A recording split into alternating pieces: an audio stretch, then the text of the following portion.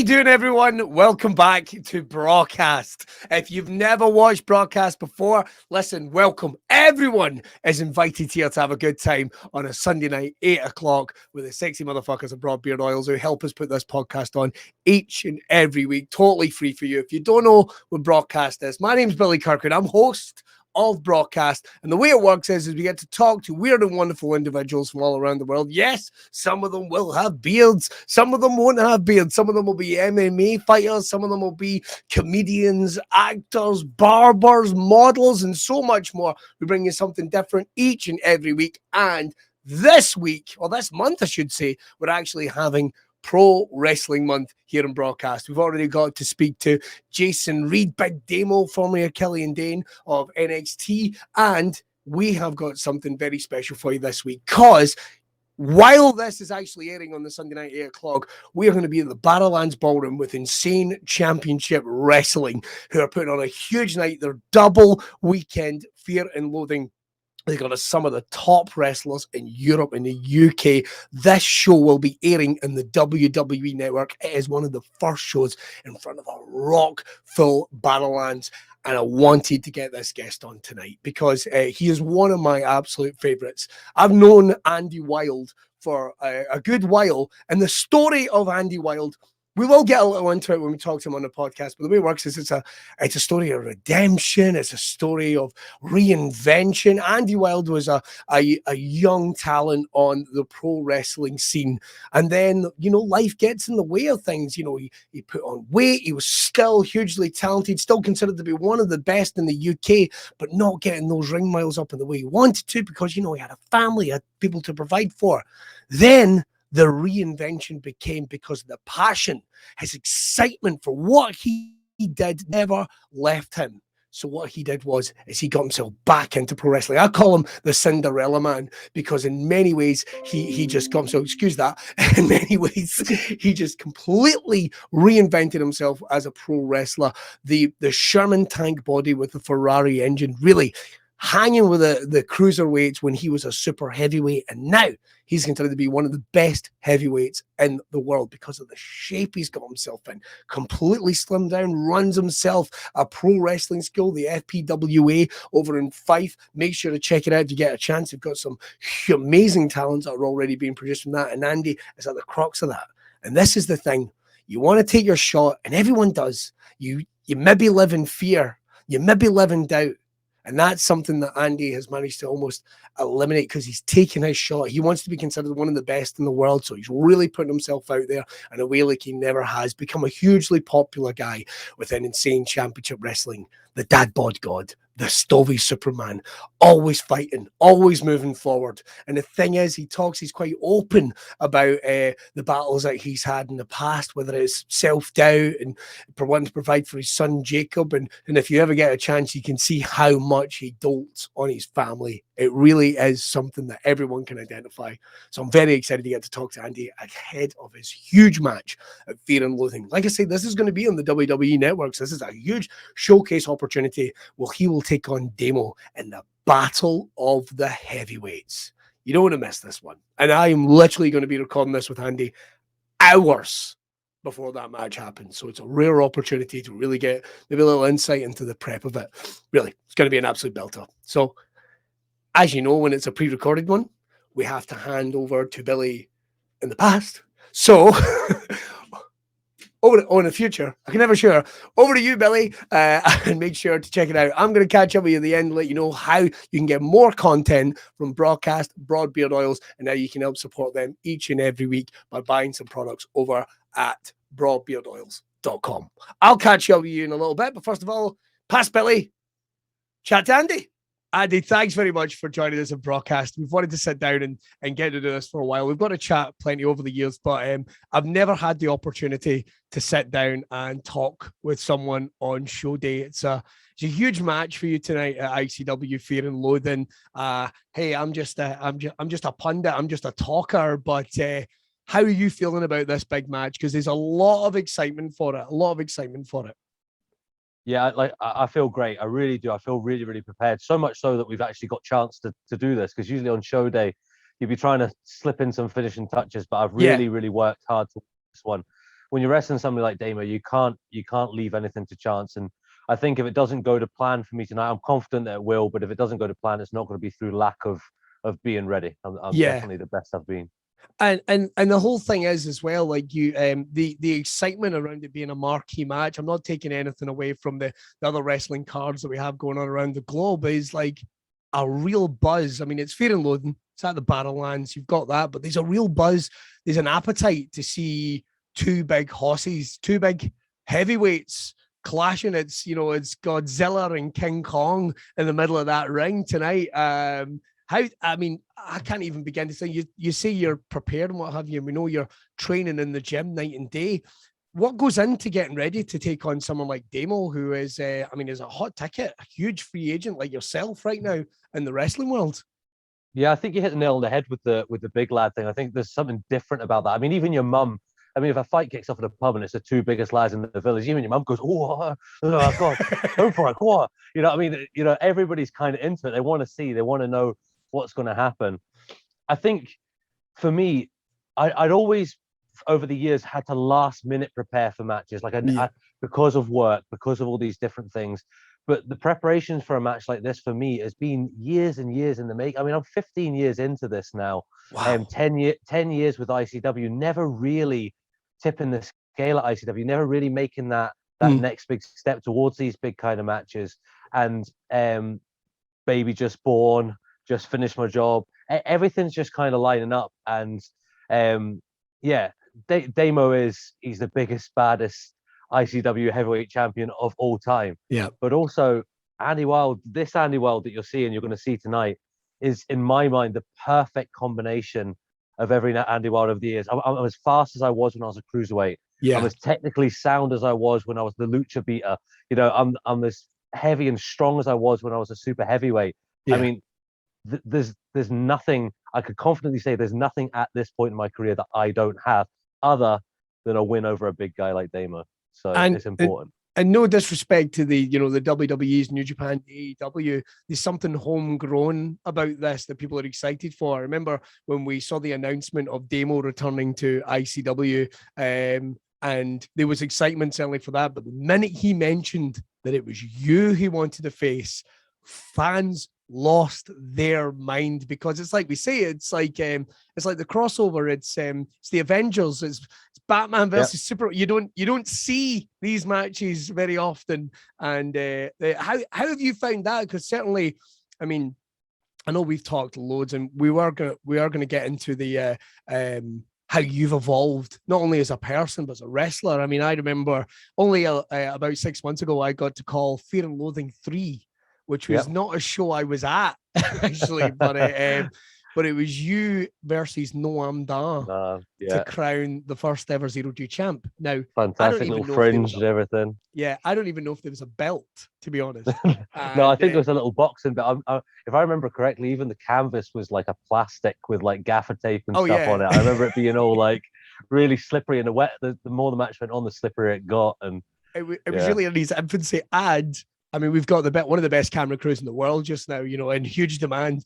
Here's what I can tell you, retrospectively calling it, so I'm calling it just based on the footage we have, the finish, they missed the finish, like they missed the finish at the back, because the guy is filming it, he's on the wrong side of the barrier, takes the camera down to walk around and basically catches up to see 2, 3. I, to this day, have no idea how that match finished. What went over with, it's the classic, like, right, you're on the show, you're backstage, you're selling cans, right, you're the cameraman, there's like some trainer, you're like, like, this is my time to shine, what a shame. But yeah, things have moved on since then. Oh my God, and how? I mean, you were not that you're not now, of course, you're a good looking boy, two kids. I mean, you got to be, haven't you? I'm doing something right.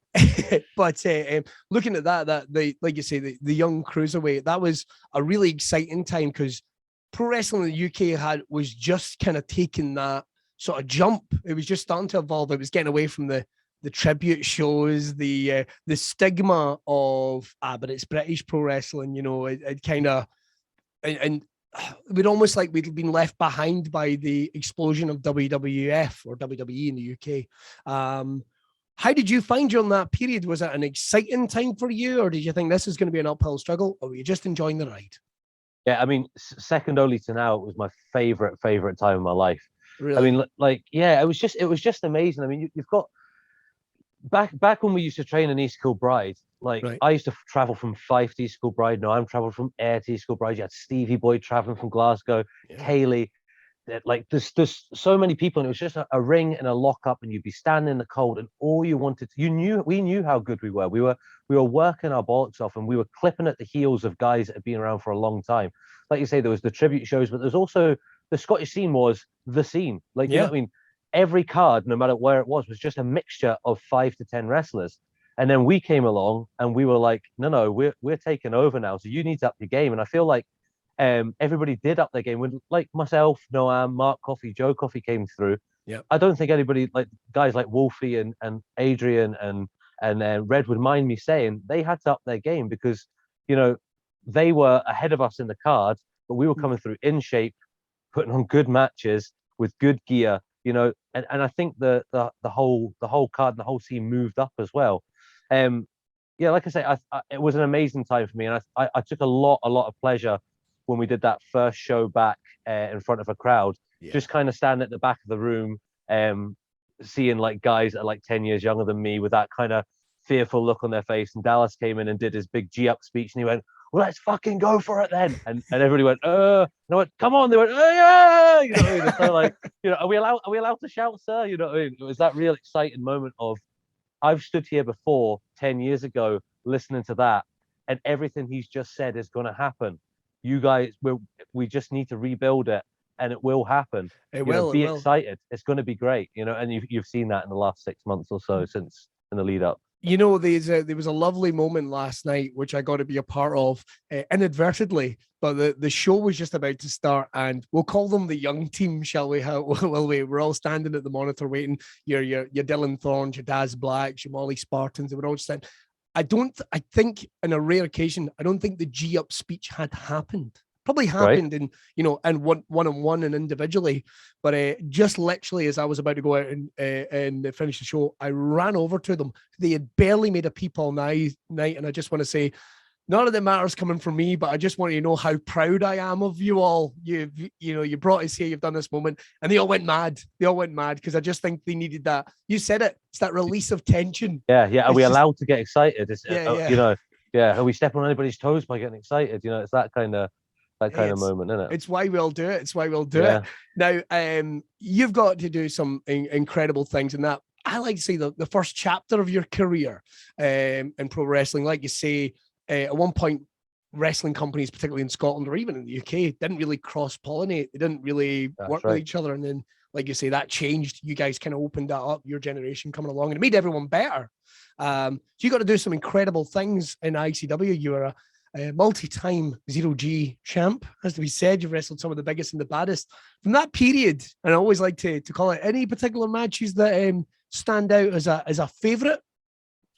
Yeah, there's one that stands out to me the most, and it was, we did I can't remember exactly what show it was, but I was wrestling Noam as per during that period of time in ICW, and we had been building to this match, and the way it worked out, that was like, look, you guys have got 8 minutes, and I think I was taking the belt. I think that was it. He's like, you've got 8 minutes, and it was the debut of my channel. I remember that. Oh my god! Specifically, it was a debut of us doing the my channel thing, and Dallas did a big that would be the first time I ever did wrestling commentary.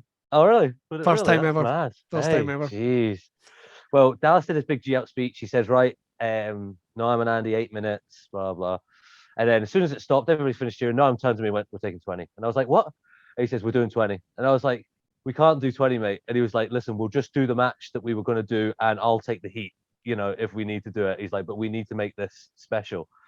And we went out there and we had one of our kind of defining matches of like near fall, nobody, we did that. We were probably one of the first to bring that hybrid style to Scotland of like a bit of British, a bit of high fly, and a bit of this, and like kind of brought it all together, and it was exciting. And we did that match. We came back, and Dallas was waiting for us, and he's his usual like, it was supposed to be 8 minutes, but it was fucking good. So I'm not going to get onto you, but next time, we're on TV now, so it's got to be 8 minutes. And we're like, right, okay. But it was such a good moment of like, I'm a very not a do-gooder, but like I would never have gone over 8. You know what I mean? But Hey, no you're one a was pro. like, You're so a pro. he's You're a so pro. confident in his like, we're taking 20. You know what I mean? Like I'll take the heat. And then we did our 15 or 20, what it was, and we came back. I think everybody took 20 that night, so I don't think we were the only people, but we did that and we came back, and it was a defining moment for us, and it was a real turning point for me in my career to know that sometimes that yes, there is a time and a place where you can argue back a little bit and say, listen, we've been building this for a year. I think we need a little bit longer than 8 minutes to pay it off. You know what I mean? So Definitely. it was that might be a tinted memory. It might have not gone like that, but I like to think it did go that way in my head, I've done that. I've done stand-up gigs and I went, God, I was brilliant. That was great. And then I've watched it back and went, it was okay. Yeah. It was good, but it wasn't like as Yeah. amazing as I thought. But I'm sure it was incredible. I think I remember the match. I remember the match because like you say, it was the first My Channel one. So what was the first ever wrestling match I called? I think it was Johnny Moss versus Bad Bones. Shows you how long ago it was. Shows you how long ago it was. I've never got the opportunity to ask this because I know you're a student of the game, and obviously we'll talk about your students in a little while. I know you're constantly keeping up to date with what's going on in wrestling. How can you not? It's your job now. It's the job. But who was your guys? Because everyone's got their guys in pro wrestling. You get stuck in that wrestling wormhole, and you'll just check in.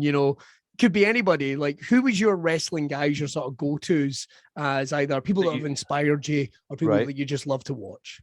Yeah, for me personally, like I spoke about this before, but I got really, really captivated by like high flying luchador wrestlers when I was younger. Yeah. Obviously, I loved Undertaker, Triple, although I loved the main stars.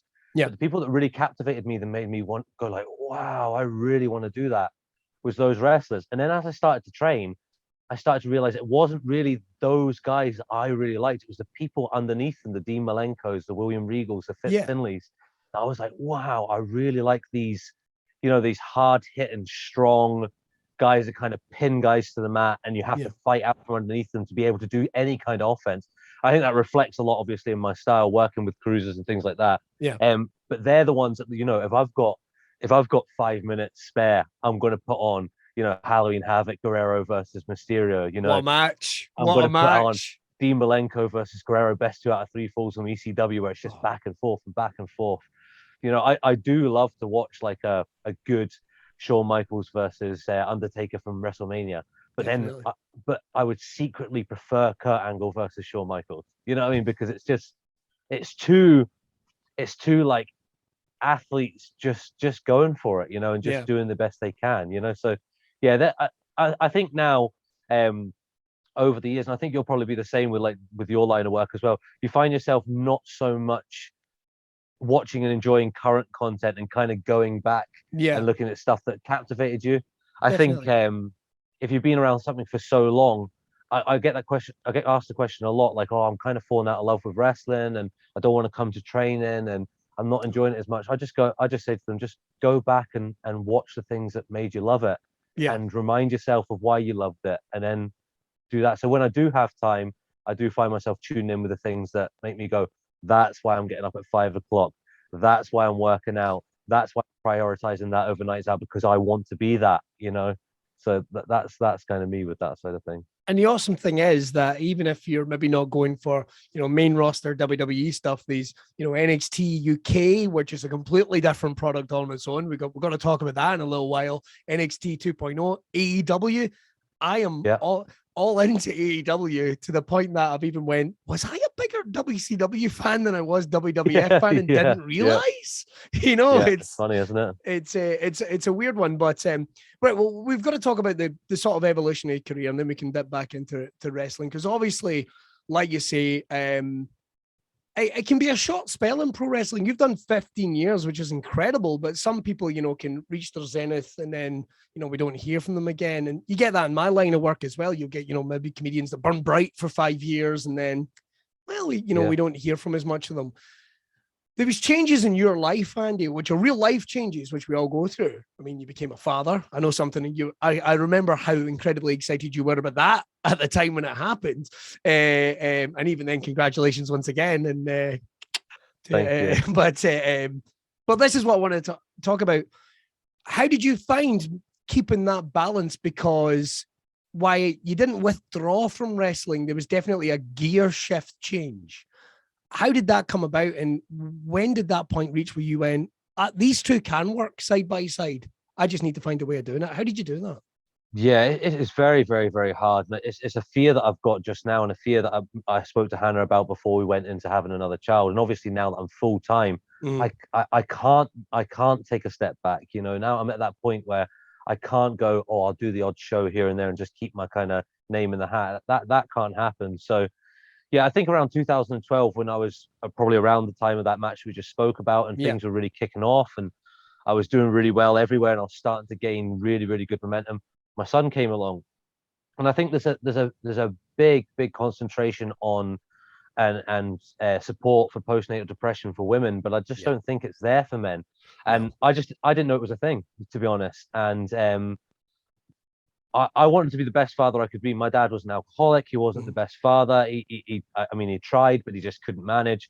And he passed away when I was very young. So for me, when I had the opportunity to do the complete opposite to him and give somebody a child a chance in life and support them and be there for them, I had to give it 100%. And I tried over the years to make that balance happen, but it just didn't. So I took a step back from wrestling. I did what I said and kept my name in the hat, doing the odd show here and there, and concentrated on the baby. That was really hard. I was very, very depressed at the time. I gained a lot of weight again.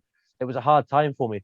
But as the baby, you know yourself, as the baby gets older, things get easier. Once you get through that sleep deprivation stage, and I think for me personally, once you could compromise with them, once you can say, if you please just do this, if you just be quiet, I will give you this in return. Being a father becomes a lot easier, Certainly. you know. So I managed to find that, and I think that again, another point with Noah, that turning point for me was around the time when he went to go to WWE, because he asked me to join him in his last match in ICW, and it was a reminder for me. It was a reminder of that match, that My Channel match. I had 10 minutes with him. I was Andy Wilde. I wasn't the depressed Andrew Inch. I got to be Andy Wilde again for 10-15 minutes. And within a minute or so, whilst I wasn't the best me by any means, I thought, shit, I'm pretty good at this. Even on my worst day, I'm pretty good at this. So I remember that match, Noam's farewell match, and you guys tore the house down. The house down. There was a sellout of the monitor. People were like, "Oh my god!" I would watch that again night and day. They were quite sad in a lot of ways that Noam was leaving, but then you were here. And like you say, you were around about that period, you were kind of in and out of ICW. So was this a reflection of where you were at that time? Definitely. It was that time I was ready to come back, but I was also at a point where I was ready to go. I found so much pleasure in being a father and being a family man. And I looked at wrestling, and whenever I thought about wrestling, I became quite anxious and upset. And it's because I couldn't present myself in the way I wanted to, because I'd got very out of shape and I wasn't confident, and I wasn't confident in my ability.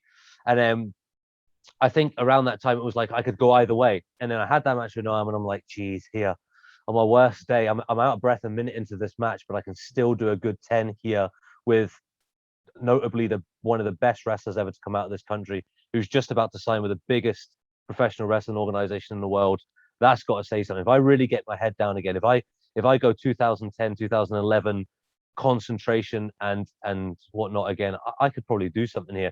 And then everything's kind of skyrocketed from there, really. Certainly, because I remember the next match I think we saw you in that was a marquee match, was the Zero G Scramble match. I think off the top of my head, I want to say Mark Coffey won it, but I'm not entirely sure. Yeah, I think he did. Yeah, I think Mark did. But that was like it felt like a more full-time return to ICW. And that was when we started seeing the Dad Bod God, the Stovie Superman. I know wrestlers have monikers all the time, but these phrases kind of mean more to you, because you'd been Andy Wilde before, you'd been, the Lucha Killer, you'd been all these, but these monikers meant something else to you. Were they almost like, when you go in your auntie's house and it says live, laugh, love, were they something to really kind of fire you up? What did they mean to you, those monikers? Because there was a real connection, and you'd always been over with the fans. It's a wrestling term, if anyone doesn't understand. There'd been a connection, just in case there's anyone that doesn't get that. But there was a whole new connection between you and the fans at that time. Yeah. You think because you'd been quite open about your story, which, hey, everyone's got bad times. We all have, depression, mental health issues, or maybe just a couple of bad months, whatever. Do you think that just made a different connection with the fans for you? Definitely.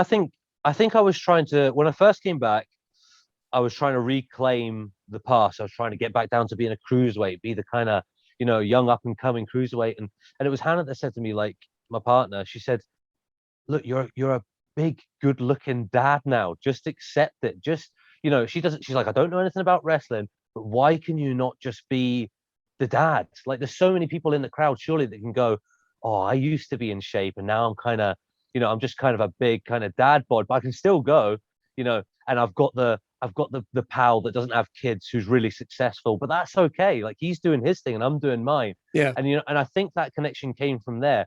I think I became the everyman. I became the guy I think people looked at me in the crowd and thought, do you know, if I got my head down for 6 months, that could be me. And I think there's a lot to be said there. But I'm just out of reach. I'm just far enough for them to go, fucking hell, Andy's strong. I could do that, and then I pick up Dama and throw him over my head, and they're like, all right, maybe I can't. Or I lock up with Wolfgang, and I don't get pushed back the way. And there's a lot of things where they can go, I could do that, and then they go, oh, maybe it's just out of reach. So maybe he's our guy. Maybe he's representing us. And and that, like you said, was a massive, massive turning point to just embrace the fact that, yeah, pull the trunks up a little bit higher, man. You know what I mean? That's all you need to do. You're a big lad, you're a big lump, wrestle like it, So it was a massive turning point for me and a big, big confidence boost. And the thing is, like, you have, like you say, you've completely changed your training. I mean, I've seen the video. I mean, you're such an inspiration. As somebody that has to get up at 4 o'clock in the morning and go and do the radio, I see the workouts. Even when you were doing when you were doing the job at the car dealership, when you were running a wrestling school, you were back training. I'd see the videos you were putting up at 5 o'clock in the morning, pulling sleds. Just a huge inspiration to so many people. And I appreciate that. But was that something you wanted to?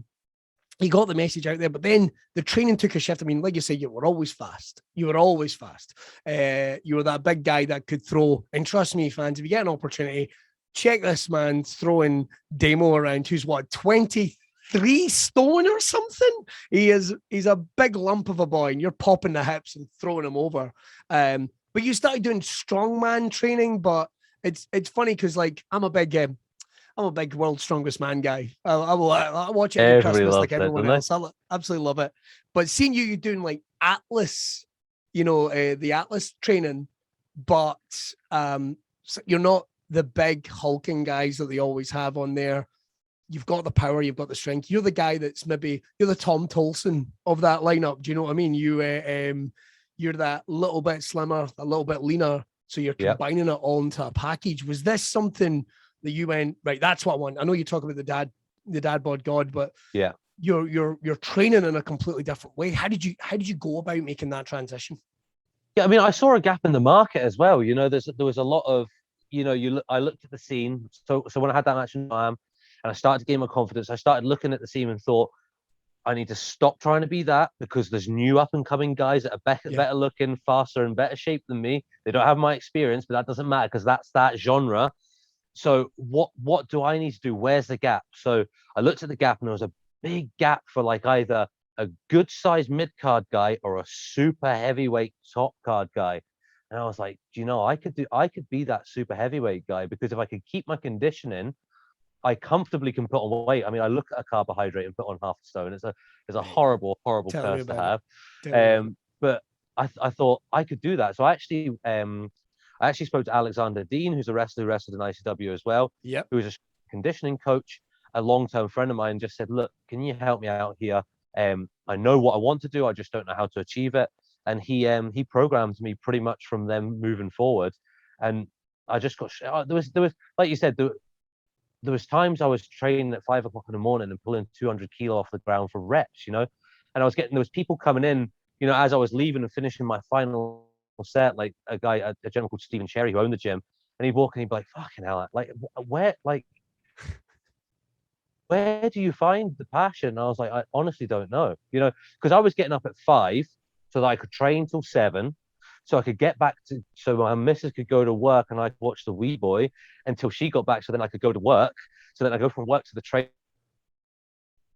training school, and then so it was yourself, it just becomes like every part of your day kind of thing. But I just knew in my heart of hearts in that match, and I still hold that, and I think that's why I'm still pushing forward, is I know that if I can just get it all to line up, which I feel like I'm finally am, if I can get it all to line up, I could sign a contract with a major company. I just need it needs to happen. I think tonight, if I can beat Damo like tonight, I don't know how people can deny me, because I'm in shape, I look the part, I carry myself well, and if I can beat a top world class heavyweight wrestler, you can't really deny me much more, No, and it puts you in that main event marquee spot, which hey hey brother, it's nice to get into the better paid slots, the bigger, more showcase parts. But Absolutely. like you say, with the way the wrestling world is, I hate using that phrase, forbidden door and all that. I think that's, but it is true. The wrestling world is moving open in a way. Like you look at when New Japan is doing over Big Jonah. Just debuted for New Japan. I think he's doing stuff with Impact. Hey, that would be a heavyweight match. There you go. I wouldn't mind seeing at all. Andy Wild versus Big Jonah. That would be. This is the top dog. Yeah, the Dad Bod God. You know what I mean? But is he that's the it. that? Is he But the like you that? say, like you say, if I can win, if I can win this match, I don't think I can. When I did that promo, when I put that video out there and said I wanted to challenge the bet, I wanted Damo to answer. He'd just been released. I knew he'd fucking answer. I wanted him to answer. Yeah. Because I knew that I have to prove myself against him.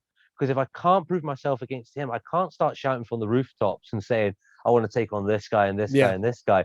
I need to prove myself first against somebody that's on my front doorstep, and that's Damo, obviously. Yeah, and there'd always be that asterisk because, like you said, Damo was the most physically devastating world champion we ever had in ICW. Our super heavyweight that went on to big and amazing things. He was on SmackDown, he was at WrestleMania.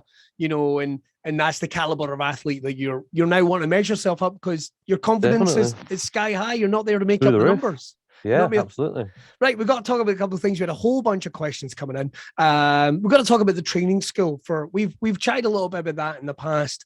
Is about opening the training school and working with the guys at GPWA through in Glasgow. But it's an entity almost on its own now. But one of the things is, in this new era of pro wrestling, I know it's become a huge passion for you, and now it's become part of your full-time gig as a pro wrestler. Where are we at with FPWA in 2021? What's the plans, and how have you found your time working with everyone? Yeah, it's been absolutely brilliant. I mean, I was sitting last night and I was doing a little thing for the training school. I was just writing out all their names. And I was saying to her, we really have a lot of really good talent here. Like, we really haven't even scratched the surface. I mean, to think that we started just in the October before the lockdown. Right. We did the 6 months or so up until March.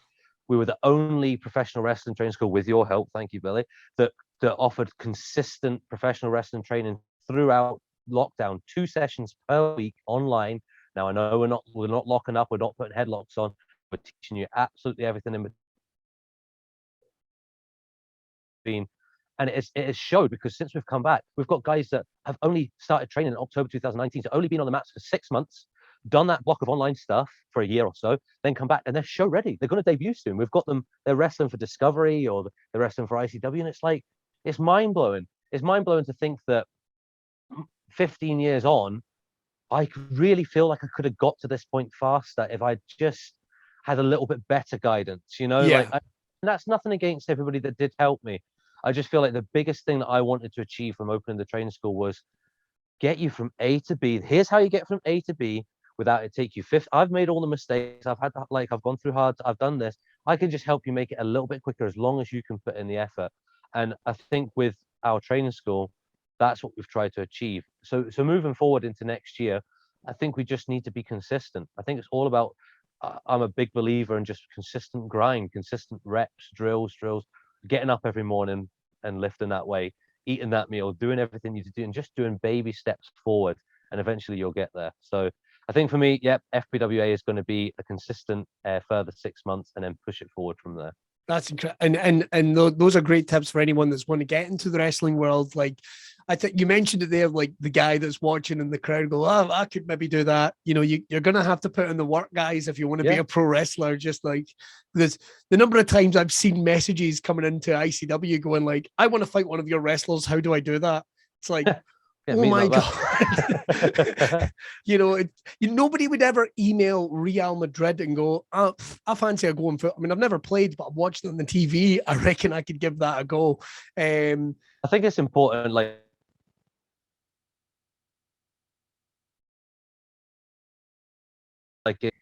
if you want something, if you want to do it, if you want to achieve it, you've just got to work hard towards it and put the time in, put the reps in. For example, recently he came to me, can I get some money for V-Bucks for Fortnite? He plays Fortnite all the time.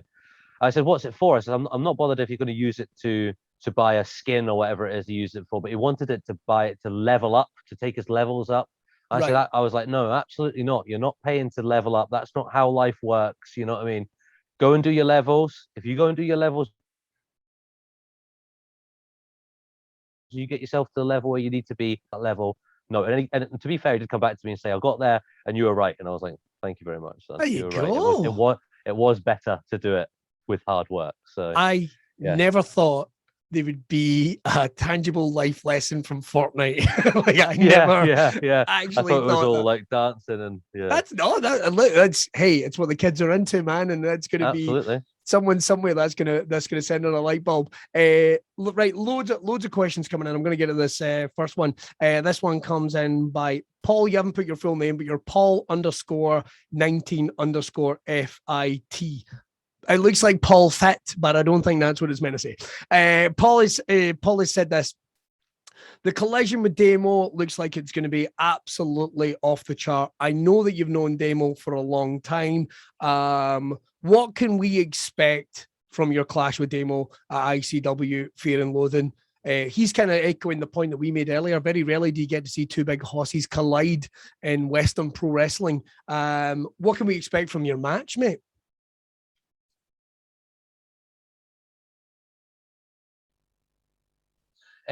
Well, like you said, I know Damo and Damo knows me. I think this match is going to be two lads that have completely scouted each other. Neither of us has gone into this guessing or gone into this with an ego going, oh, I could smash you, I could smash you.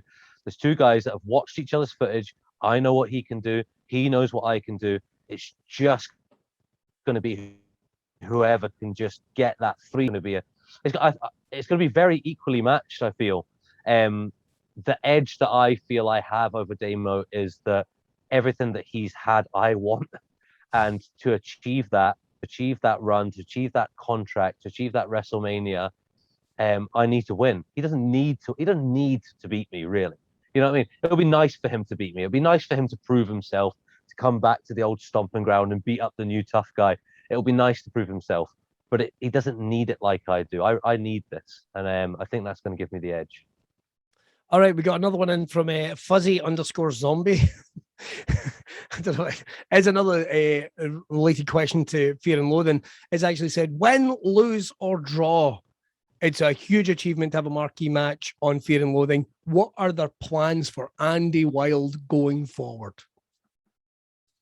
I think my plans, as always, are just to work consistently hard. You know, it's worked. Why change it? You know what I mean? It's worked since 2014, since I kind of made that comeback after the match with Noam, and I think I'm the only I could confidently say I'm the only wrestler in the UK who every single show you see progression. You know what I mean? Like every single show I'm in better shape. Every single show I'm presenting myself better. I try and tick every single box. So win, lose, or draw from this match, I'll just continue to put work in, and I've got a never say die attitude, you know, because I'm never going to give up no matter what happens. So if he beats me, I'll just continue on as what I'm doing, and I'll get there. You know, I'll get there eventually. Brilliant question. A couple of the ones coming in. We've kind of hinted on it a little bit in terms of what your advice that you would give inspiring pro wrestlers. But this is an interesting one. I'm not going to say the name of the wrestler because I know this guy, but he's trained before and he's fallen away. But what advice would you give to someone that has maybe lapsed in their training? How can they? What advice would you give someone that's maybe lost their he's put the phrase passion, but I don't think that's what he means. What advice would you give to kind of pick yourself up?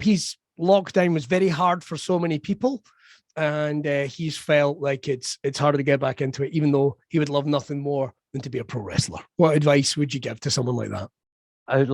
I'm a really emotional person, and when you hear something like that with somebody else, I know how I've sat on a sofa with that, and I'm sure everybody's been there. That numb feeling where you're just like, nothing makes me happy, nothing makes me sad. You know, you look at people doing well, and you just think, God, I feel so far away from what I was or what I want to be. It just feels almost unachievable. I think my biggest advice was, and this is a bit philosophical, but I love a quote. There's a quote, I don't know who said it or what, but it was a journey of 1 or 1,000 miles starts with a single step. And it's something that's just stuck in my head of like, I just need to do one step. You know what I mean? If I want to go and run 15 miles right now, it has to start with me taking one step out the door. You know, if I take one step out the door and walk back in, then I've done one step. If tomorrow I walk out the door, do a couple of steps and come back in, great. You know what I mean? If I run to the end of the street by the end of the week, fantastic. I think the key point and the big takeaway, and it's something that's really, really helped me, is start with the low-hanging fruit. Go for the easy stuff first. I'm going to turn up to the gym on Monday. I'm just going to get up at 5. I'm going to drive to the car park. I'm going to sit in the car park. I'm going to watch inspiring videos. I'm going to drive home. Great. I've nailed getting up. I'm going to do that for a week. Then the following week, I'm going to get up. I'm going to go in the gym and I'm going to do my warm-up. And I'm going to get back in the car after 15 minutes. I'm going to drive home. Fantastic. I've passed that bit where you have to walk in the gym, see people you don't know, feel uncomfortable. And then you just progress it from there. And I know everybody wants to just go, right, tomorrow, as of tomorrow, I'm eating chicken breasts, rice, and I'm going to work hard and it's going to work. It's not. Within a week, you're going to give up because nobody can fucking do that. Yeah. But if you do this long process, it feels like a long process. But see, in 6 months' time, when you're working out regularly, you're back on sunbeds, you're losing weight, you're looking at gear again, you think, oh, I could maybe get in trunks now as opposed to a singlet. You know, you'll think, God, 6 months ago, I was just going and sitting in the car park. How mental is that? But it's baby steps, and I feel that's the key formula for me, anyway. Oh man, I don't think that just applied to pro wrestling. I think that applies to anyone. Yeah. I think the Wild Boys are going to be cheering on just at the sheer thought of that. Finally, and I want to take this opportunity because I think we might even see if we can pop this out before Fear and Loathing, maybe a little earlier. Mm-hmm. You're taking on Dama. Yeah. I have never seen you. You've always been so genial, so nice and stuff behind stage, but I've seen what you've been like as soon as this match is mentioned. And it is a shift in gears. What's your message to Dama? Because, you know, I don't want to say it's a crossroads because you guys have big, bright futures ahead of you, both of you, but this is a collision on the top of Mount Olympus. Do you know what I mean? It just feels like this needs to happen tonight. What's your message to Dama ahead of Fear and Loathing? I think my message would be, he's been away for a very, very long time. And in the time that he's been away, somebody else has stepped into his shoes, and that person is me. We've discussed it before, but ICW is Andy Wild's house. When anybody walks into Andy Wild's house, they take their shoes off, they do as I say, and they're very respectful, and they don't fucking sit in my chair. And ICW is my chair. Now, win, lose, or draw at Fear and Loathing, Dama will never, ever forget the night that he stood across the ring from Andy Wild at the Barrowlands Ballroom in the first biggest show back from COVID. You're going to take a little bit of him at the Barrowlands? Absolutely. Well, I won't lie to you. That made me want to go upstairs and tidy my room. That was terrifying. Thank you, Andy. Listen, make sure to check out everything that Andy Wild's got going on. And am I spying some merch? Is that some merch we've got on? Yeah, this is the new Andy Wild t-shirt and hoodie available tonight at the Barrowlands Ballroom. Who are we billing there? Who's that getting billed across? That's WWE NXT UK superstar Kenny Williams, who on my debut with WWE, I still managed to kind of throw around a little bit. So love it. Well, listen, and good luck with that. Hopefully we're going to see some more of you on there very, very soon. And again, ahead of the Barrowlands. Right. This is the weird and awkward bit where I need to hand to me in the past or the future. I can never tell who's going to wind up the show. But everyone, make sure to tune in, check out ICW Fear and Loathing, and make sure to follow everything Andy Wilde's getting up to. Right, over to you, Past Billy. Brilliant show, wasn't it? Absolutely amazing. Thanks again to Andy Wilde. And it'll be weird because you might be listening to this when that match is literally taking place, or has just taken place, or one of the above. Anyway, thanks to Andy and Insane Championship Wrestling as well, and of course, FPWA. Now, don't forget, Braw Cast comes to you live each and every week, and you can help support that. It's very, very simple. Help bring it live. Why not head over, subscribe to the YouTube channel of Raw Beard Oils. Make sure to hit that review. Hey, if you can, leave us a review. If you listen to the podcast on Spotify, if you listen to it on iTunes, leave us a little review. 5 stars. I know you're good for it. 5 stars. Let us know what you enjoyed. Tag your friends that you think would be interested. Pro Wrestling Month has been a load of fun, and we have so much engagement with it, and hopefully we'll get to do, maybe we'll do another one somewhere down the line. It's been really, really brilliant. And don't forget, if you really want to support and get something for that sexy bearded motherfucker, non-bearded motherfucker in your life, head over to broadbeardoils.com. Here's what you do. They have beard oils, they have beard combs, they have neck gaiters, they've got amazing hats that anyone can wear, t-shirts, hoodies, so much more. It's just cool stuff, and you're cool. You're cool as fuck. You should be getting in about that. So head over, buy yourself something. We're running up to Christmas, so make sure to get ahead of that Christmas rush. Why not just hit that tab or wherever it is and just open it up and check out Braw Beard Oils. I guarantee you're going to love it. I guarantee. Right. We will see you next week on Braw Cast. We'll see you very, very soon. It will be, oh my God. No, we're not quite in December yet. We've got one more show left of Pro Wrestling Month. So hopefully we'll get a chat with you then. Listen, look after yourselves. We'll see you soon. Oh, I forgot to finish the show.